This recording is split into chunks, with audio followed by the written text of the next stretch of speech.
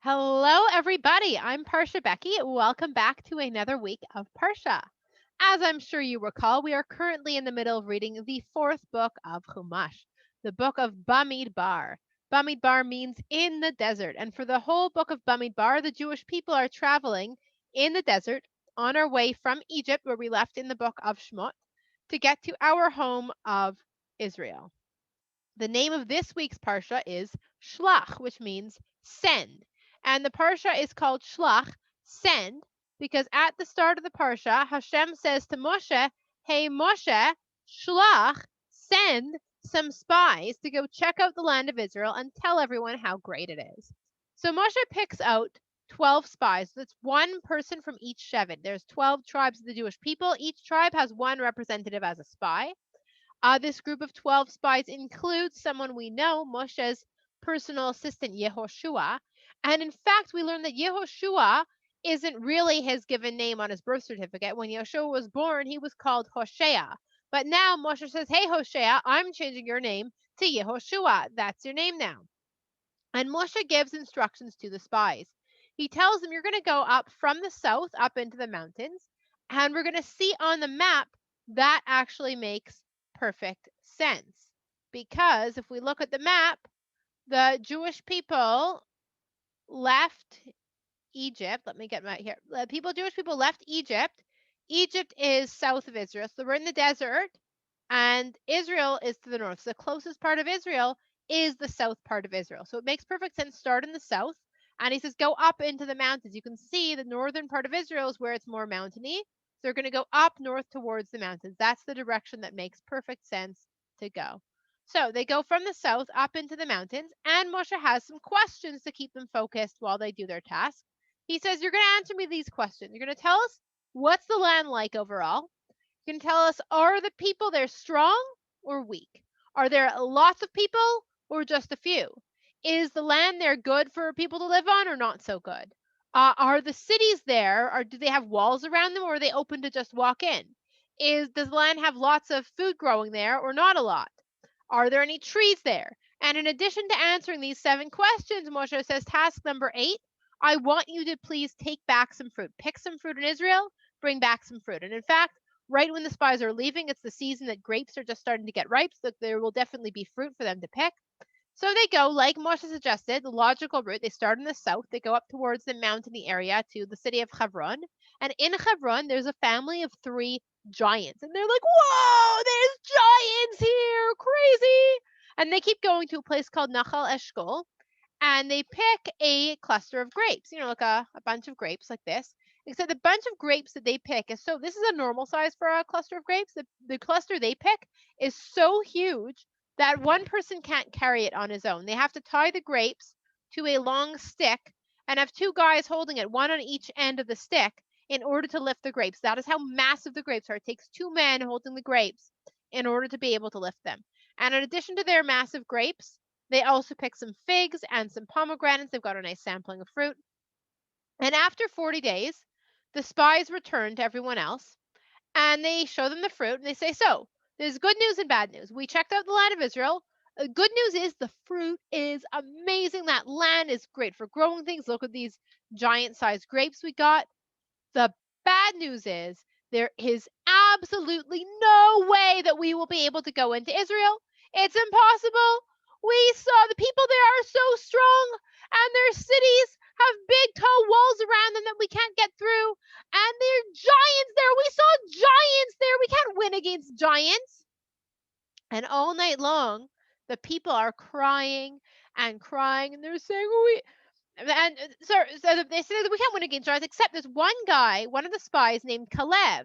Kalev speaks out against him. Kalev says, no, listen, we can do it. Like, everyone calm down. Like, stop crying. It's okay. Hashem will help us. We'll be able to go into Israel. It's not going to be a problem. And the other spies are like, shut up, Kalev. You're wrong. The people there are too strong. That land is going to eat us alive. We felt like grasshoppers compared to the people there. If we go in there, they're going to squish us like bugs. And all night long, the people are crying and crying. They're saying, we don't want to go to Israel and be squished like bugs. We don't want to go. We want to go back to Egypt.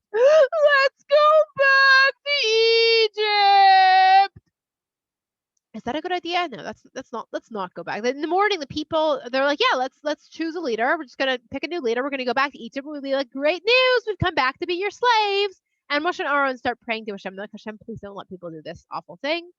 And our friend Kalev plus Moshe's special helper Yoshua, they get up and they're like, listen, everybody, calm down. Israel is amazing. It's such a beautiful land. It is the best place in the whole world.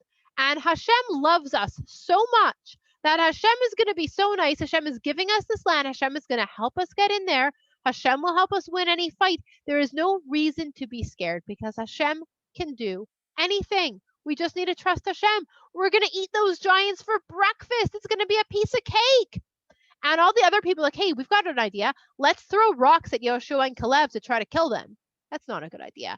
Hashem doesn't like that idea. Hashem says, hey, Moshe, how long are these whiny, bratty people going to keep ignoring me and not listening and making bad choices? I have an idea, Hashem says. I'll just destroy all the Jewish people right now, and I'll make you, Moshe, into a bigger, better nation. I can give you Israel. And Moshe's like, no, Hashem, that's a bad idea, and I'll tell you why. If you destroy all the Jews right now, you know what Egypt's going to say? They're going to make fun of you, Hashem. They're going to be like, Hashem is weak. Hashem is stupid. They're going to be like, oh, yeah, Hashem pretended to be so strong, taking the Jews out of Egypt. But then Hashem was too weak and pathetic to be able to bring them into Israel. So Hashem had to slaughter them all in the desert in order to clean up an embarrassing mistake. They're going to call you a failure, Hashem. Now, I know it's not true. You know it's not true, but they don't know it's not true. They're going to think you're a big, stupid failure. Now, if you don't want that, Moshe says, I've got a better idea. You should forgive the Jewish people. You should show how powerful you are by forgiving the people. Because, yeah, they're being terrible right now. They're making bad choices. But you are so powerful that you are able to forgive them anyway. And Hashem says, okay, you convinced me. I'll forgive them a bit. I won't destroy them, but they're going to have to face some serious consequences. Hashem says, all these people who are like, I don't want to go to Israel. Well, guess what? Wish granted. They don't get to go to Israel. Hashem says, everyone who is 20 years old or older right now, as this statement is being made, will never get to go into Israel, with the exception of Yoshua and Caleb, the only two people who actually spoke up and said to trust Hashem and said we could do it. They're the only people over 20 who will ever get to go into Israel. And even the kids, even the people under 20, they're going to have to wait. Everyone's going to be wandering in the desert for 40 years. Why 40? Because those spies spent 40 days in Israel, 1 year for every day. They wasted 40 days in Israel and came back and said stupid bad things. So you guys are going to have to waste 40 years wandering around in the desert going nowhere until you're ready for the next generation to go into Israel. And Moshe tells the people what Hashem says, and the people are very sad they don't get to go into Israel right away. And they say, we're sorry. Okay, now we can go into Israel, right? And Moshe's like, no, Hashem says you have to wait 40 years, and then the next generation will go in. People are like, but we said we're sorry. That makes everything better, right? No, it doesn't work that way. And I'm sure we've all experienced, you do something wrong, you get a punishment or a consequence, and you say sorry, but you still have to face your consequence. Like, saying sorry is important, but it doesn't just erase the past. It doesn't just make everything magically better. So Moshe says to people, like, no, it's great that you said you're sorry. Hashem still says you have to wait 40 years before you can go into Israel. And people are like, no, no, no. We said we're sorry. We're going to cross over that mountain into Israel right now. And Moshe's like, yeah, well, good luck. I'm not going with you. Hashem isn't going to help you. There are Amalek people on the top of that hill who are just itching for a fight with you. And they're going to win because Hashem's not going to help you. Hashem says you have to wait 40 years. And then people say, no, no, no, we're going right now. And they climb the hill, climb the mountain. And sure enough, the people of Amalek win the fight against them and chase them all the way far back into the desert. And Moshe's like, I told you so. Hashem says you have to wait 40 years. The Parsha continues with a reminder about some of the korbanot, the gifts that we give to Hashem at the Mishkan. It adds information about the oil or the wine that we give with different animals. It also tells us that when we bake bread, if we're baking a lot of bread, we have to separate a small amount of the dough to give to Hashem, to give to the Mishkan.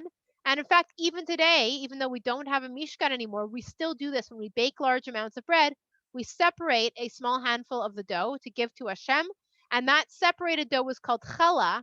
And the challah that we eat on Shabbat is named after that challah. It's named that because the people who bake the challah remove that little bit of challah to give to Hashem. So it's like we are sharing our meal of challah with Hashem. The Parsha also reminds us that if somebody accidentally forgets about a mitzvah and they accidentally break that mitzvah because they accidentally forgot, then there is a korban that they can bring to make up for it to Hashem, to apologize. But if somebody goes against the mitzvah on purpose, then they have to face the consequences, like we saw earlier in the Parsha, and like we see again in the Parsha now, when there's this guy who's going around cutting up wood to make a fire on Shabbat. Now we know the Torah said before, we do not make fires on Shabbat. And this guy isn't even like quietly being like, well, I don't keep Shabbat. I'm going to make myself a little private fire. He's going right in front of everybody in the middle of the camp being like, hey, everybody, Shabbat is fake. Shabbat is stupid. We should all cut wood and make a big fire on Shabbat. Come join me. Let's all break Shabbat together. And this is a problem. So the people put him in jail because they don't know what to do with him. They ask Moshe, like, what do we do about this? And Moshe asks Hashem, and Hashem says, so this is a serious problem. He is actively trying to get other people to break mitzvahs. So we are going to throw some rocks at him. And like, it's seriously not okay to try to get somebody else to go against the mitzvah in the Torah. You want to do something yourself, like that's between you and Hashem. But it's not right to make somebody else try to make somebody else go against the mitzvah. And the parsha ends by telling us about tzitzit, which are like strings that come on the corners of certain clothing that have four corners. And the reason why some people wear tzitzit, the Torah tells us, is to remind us of the mitzvot. Because you'll see, like, oh, what are these funny strings on my clothes? Oh, yeah, hey, that reminds me. There's a whole bunch of mitzvahs. I should do something about that. It's a very helpful reminder. That is the end of Parshat Shlach. Shabbat Shalom.